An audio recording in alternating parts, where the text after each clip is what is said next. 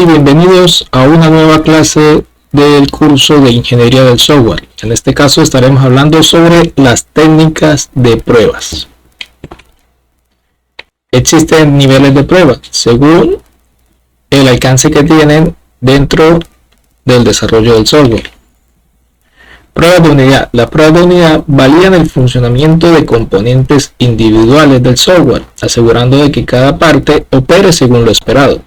Se realizan típicamente por los desarrolladores y se centran en funciones, métodos o clases. Es decir, cada pequeña parte, cada pequeña función o cada clase se le implementa o se le diseña una prueba.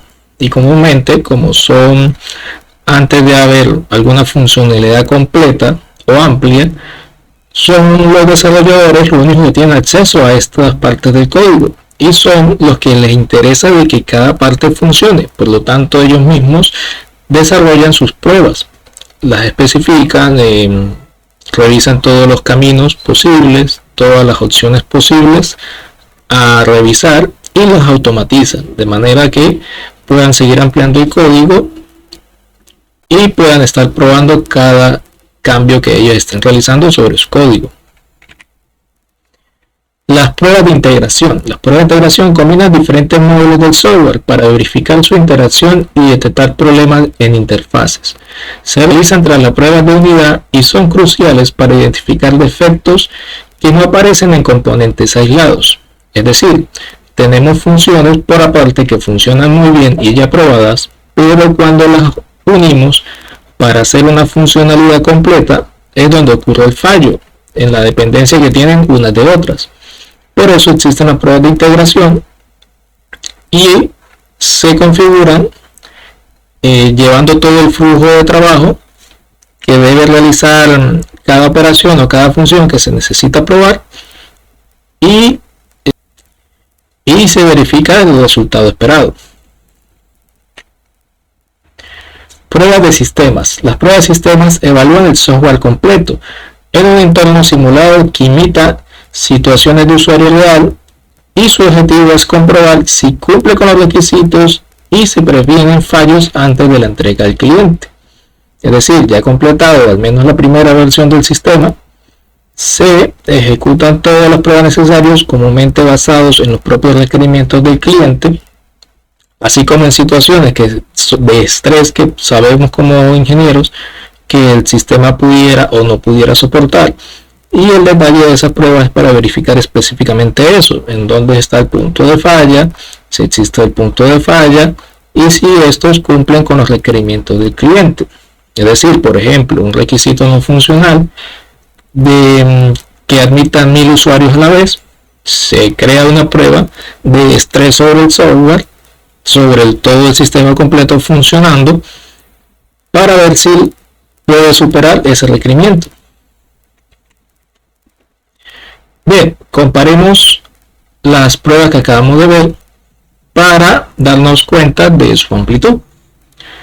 Entonces, las pruebas unitarias, en su alcance, componentes individuales, una función, a lo mucho una clase. En cambio, las pruebas de integración son múltiples componentes trabajando juntos, ya sean módulos, funciones o clases, que lo interesante es con la función o el requerimiento. La función de enviar un correo. En esa función se implementa varios componentes individuales, se evalúan todos a la vez y se prueba toda esa función si envía o no envía el correo, si lo hace correctamente, si tiene las limitaciones que debería tener, por ejemplo el correo no va vacío, ese tipo de cosas. Las pruebas unitarias en velocidad son muy rápidas, no muy rápidas en el sentido de diseñarlas o especificarlas por el desarrollador, sino que en tiempo de ejecución, como son módulos únicos, su ejecución en tiempo de ejecución en el procesador, en memoria, son muy rápidas. El resultado lo tiene que devolver de inmediato. Si no lo está haciendo, también vemos que hay un problema o con la prueba o con el módulo. En cambio, las pruebas de integración son un poco más lentas, porque depende de que un módulo se cumpla tras el otro. Dependencias. En la prueba unitaria se pueden simular cualquier entrada y salida ficticia, datos ficticios, ¿sí? En las pruebas de integración deberían usarse ya bases de datos reales, conexiones reales, con datos reales de que nos aseguren de que se están cumpliendo con los requisitos. Entonces ya deberíamos en ese momento tener al menos una parte de la base de datos cargada. ¿Quién las hace? En las pruebas unitarias, los desarrolladores, ya que comúnmente es la base temprana, en el tiempo temprano de desarrollo del software, y solamente el desarrollador ha tenido acceso a esa función. En cambio, en las pruebas de integración, aparte de los desarrolladores, dependiendo de la capacidad que tenga la empresa o el grupo, o un equipo de analistas de calidad, que son específicamente encargados de diseñar todas esas pruebas para verificar la funcionalidad de los sistemas. El objetivo principal de la prueba unitaria es validar la lógica interna, y la prueba de integración validar las interacciones y flujos, es decir, de que cada componente se conecte correctamente con otro y que la secuencia nunca se rompa y no le presente ninguna pantalla de error al cliente o al usuario. Ejemplo típico: una función de suma, una función de multiplicación, una función de porcentaje. Si ingresa un número, tiene que devolver un porcentaje específico. En la prueba de integración, por ejemplo, enviar datos y guardarse en la base de datos. Se envía un formulario completo, se evalúa, se valida, ahí ya van varios módulos, varias funciones. Luego de eso, pues se hace registro en la base de datos y devuelve si fue el registro exitoso o fallido. Entonces ya vemos que hay un flujo y hay varios pasos involucrados.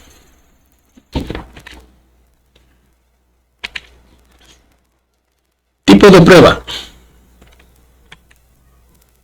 Tenemos pruebas de caja blanca. Si el otro vemos que es tipo por amplitud, este es tipo por forma de evaluar la información a la función. La prueba de caja blanca se centra en la estructura interna del software. Permiten a los probadores verificar la lógica y el flujo del programa mediante el análisis del código fuente, asegurando que cada camino de ejecución funcione según lo esperado. O sea, en esta función es ver el código, y vemos que se parece mucho a una prueba unitaria. Una prueba de caja blanca puede ser a su vez una prueba unitaria. De lo contrario, tenemos a la prueba de caja negra. Se diferencia en que solamente nos centramos en la funcionalidad del software, sin considerar la estructura interna, o sea, sin considerar el código que conlleva. Los probadores evalúan la salida de ciertos inputs, asegurando que el sistema se comporte según las especificaciones y requisitos. Es decir, si se ingresa una fecha con un correo, él me puede dar una función y devolver un acceso permitido, un acceso denegado, etc. Pero no vemos en ningún momento el código con el cual este requisito se está implementando, simplemente si funcionó o no funcionó. Veamos una comparativa. Una prueba de caja blanca se conoce la estructura interna del código. Lo que siempre se trata de cubrir son la lógica y los caminos. Los caminos, por ejemplo, en las condiciones, si vamos a recibir un número, si es positivo, si es negativo, o el otro posible camino es que sea neutro, 0. En PHP existen programas para utilizarlo, como por ejemplo PHP Unite, que es un programa, una extensión que nos permite llevar a cabo todas esas pruebas y configurarlas. Y las pruebas de caja blanca pues se hacen durante el desarrollo por los desarrolladores. Las pruebas de caja negra, estas ignoran el código interno, al contrario a la de caja blanca, y se basa en la entrada y salida de los datos. Qué datos entramos y qué datos esperamos recibir. Ejemplo, en formularios se envía y se revisa si son válidos o inválidos para este programa muy conocido que es Postman. Y en esta la validan los clientes o el equipo de analistas que se encarga de las pruebas. Pruebas funcionales. Las pruebas funcionales validan que el software cumpla con los requerimientos especificados. Se centran en el comportamiento y las funcionalidades, asegurando que cada característica funcione correctamente desde el punto de vista del usuario. Es decir, todos los requisitos funcionales que el cliente haya solicitado durante el desarrollo. Y las pruebas no funcionales evalúan aspectos como el rendimiento, la usabilidad y la seguridad. Estas pruebas son cruciales para garantizar que el software no solo funcione correctamente, sino que también cumpla con los criterios de calidad en situaciones reales. Y comúnmente son los desarrolladores o la empresa desarrolladora las que propone este tipo de requerimientos no funcionales, de pruebas no funcionales. Y las pruebas no funcionales pues se basan en los requerimientos no funcionales que fueron levantados en un principio. Pruebas funcionales versus no funcionales. Veamos una comparativa. Las funcionales, ¿qué hace el sistema? Igual que los requisitos funcionales. Y las no funcionales, ¿cómo lo hace? Igual que los requisitos no funcionales.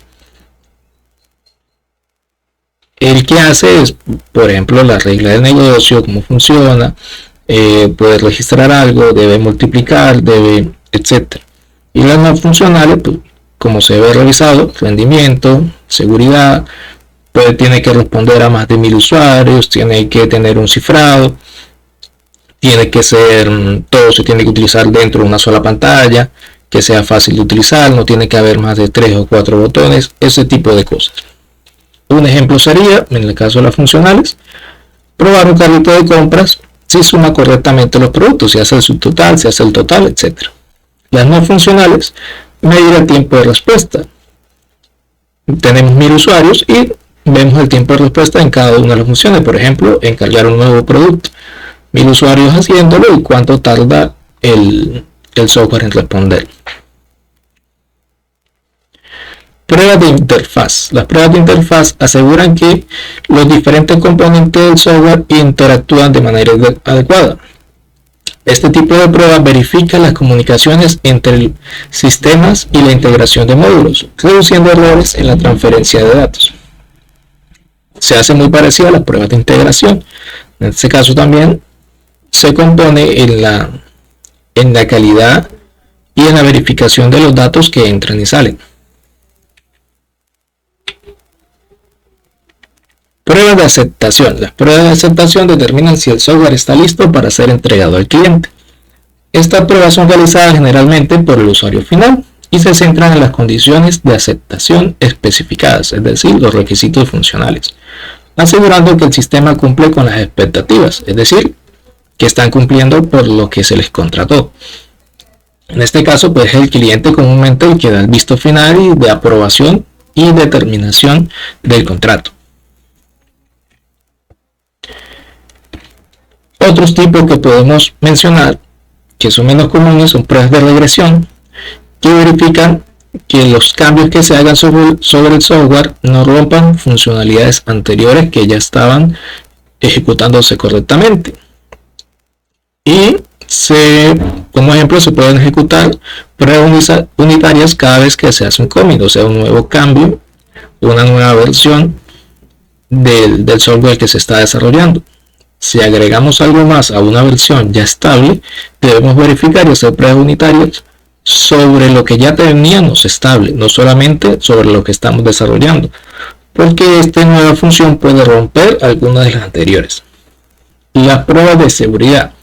En este caso se evalúan cualquier vulnerabilidad que pueda tener el software o el entorno donde está corriéndose. Las comunes son las pruebas sobre las conexiones de base de datos, de no tener acceso no permitido bajo varias técnicas de inyección y entre otras que se utilizan comúnmente para romper la seguridad de los sistemas. Bien, ¿cómo se relacionan las pruebas de amplitud con estas que acabamos de mencionar? Como decíamos, una prueba de caja blanca puede ser igualmente una prueba unitaria a la vez. ¿Sí? Aquí dice una prueba unitaria, suelen ser de caja blanca, ya que el desarrollador es el que conoce el código. integración y de sistemas combinan caja blanca y caja negra y depende del código y de los flujos, es decir, que lleve toda la secuencia correctamente. Las de aceptación son comúnmente de caja negra, o sea, el cliente no ve el código, no le interesa o no lo sabe cómo funciona. Lo que le interesa es que se cumplan todos los requerimientos funcionales y no funcionales que él solicitó. Estas categorías se solapan con las de amplitud. Por ejemplo, una prueba de sistemas puede ser funcional, probar el flujo, y de caja negra sin ver el código. ¿Sí? De esta manera, pues, comprendemos que son dos categorizaciones diferentes, pero debemos conocer a qué se refiere cada una. Y es decir, que pueden ser combinadas. Es decir, vamos a hacer una prueba de sistemas, sabemos que podemos hacer una prueba de caja negra con una prueba de funcionalidad.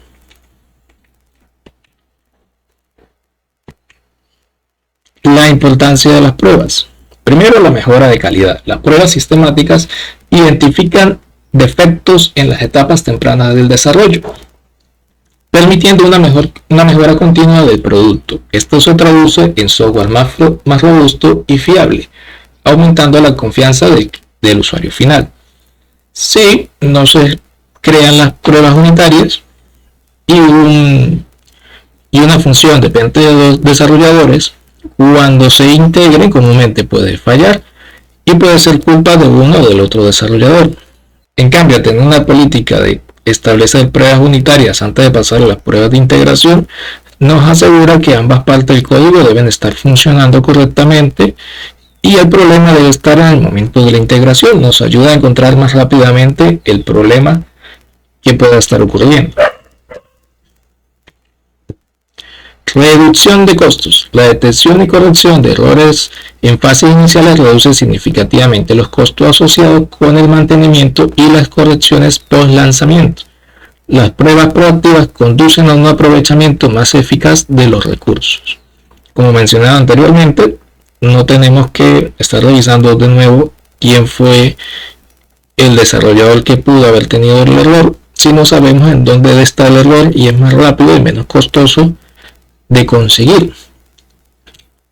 Y sobre todo, si un error llega ya a la fase de producción, cuando ya el cliente tiene aceptado el producto y se comenzó a utilizar y comienzan a generar errores, luego tener que volver a tomar el software, a hacer las correcciones y asegurarse que ninguna de la información haya sido afectada por tal error, pues es un costo enorme. Satisfacción del cliente. Las pruebas bien ejecutadas garantiza que el producto cumpla con los requisitos y expectativas del cliente, aumentando su satisfacción. Un software libre de errores mejora la lealtad y la reputación de la marca. Esto pues se explica por sí solo. Bien, estrategias para las pruebas. Primero, la planificación. La planificación, como todo, es la parte más importante para asegurarnos de cumplir todas las metas. La planificación de pruebas implica definir el alcance, los recursos y el cronograma y los objetivos específicos que deben cumplir. Este proceso asegura que las pruebas sean efectivas, alineadas con los requisitos del proyecto y permite detectar fallos tempranamente. Las pruebas no son mágicas, necesitan saber qué probar y qué resultados esperar. Es decir, las pruebas no simplemente es algo que se configura en el sistema, es algo que el software que estamos utilizando para pruebas no lo vaya a diseñar automáticamente, sino que nosotros como desarrolladores debemos saber que si entramos cierta información, qué información es la que esperamos recibir y exactamente cuál esperamos recibir. Y es lo que comparamos, qué se entra de información y qué sale de información. Si no conocemos ni qué estamos entrando ni qué está saliendo, pues la prueba es ineficaz. Automatización de pruebas. La automatización de pruebas reduce el tiempo y esfuerzo en la ejecución de casos repetitivos, permitiendo la verificación continua de la funcionalidad. Esto resulta en una mayor cobertura de pruebas y detección de errores a un costo reducido. Es decir, nosotros debemos planificar y diseñar pruebas que se puedan ejecutar automáticamente cada vez que se requiera. Por ejemplo, hablábamos de las pruebas de regresión. Si ya tenemos definida todas las pruebas, todo el ambiente de pruebas para todo el código, en el momento de hacer una nueva funcionalidad y hacer una prueba de regresión para saber si nada se ha roto, simplemente tendríamos que ejecutar el programa o el ambiente de pruebas que estamos ejecutando y deberían pasar todas las pruebas, y eso lo hace automáticamente el software ya habiéndole definida las pruebas en ellos. Por lo tanto, es un costo bastante reducido y se hace bastante rápido. Revisión de resultados. La revisión meticulosa de los resultados de las pruebas es esencial para identificar patrones de fallos y mejorar procesos futuros. Esta actividad permite una retroalimentación efectiva y ajustes necesarios en el sistema o en las pruebas realizadas, o en el equipo de desarrollo, también cabe decir. Si sabemos que en las pruebas unitarias, donde se presentan la mayor cantidad de errores y cierto tipo de errores, pues hacemos refuerzo en ese tipo de información o ese tipo de funciones que se desarrollan en nuestra empresa de desarrollo de software. Por lo tanto, mantener una revisión de los resultados de las pruebas es necesario. Y con eso sería todo de esta primera clase de introducción a las pruebas. En la próxima estaremos haciendo prácticas reales sobre código de implementación de pruebas unitarias.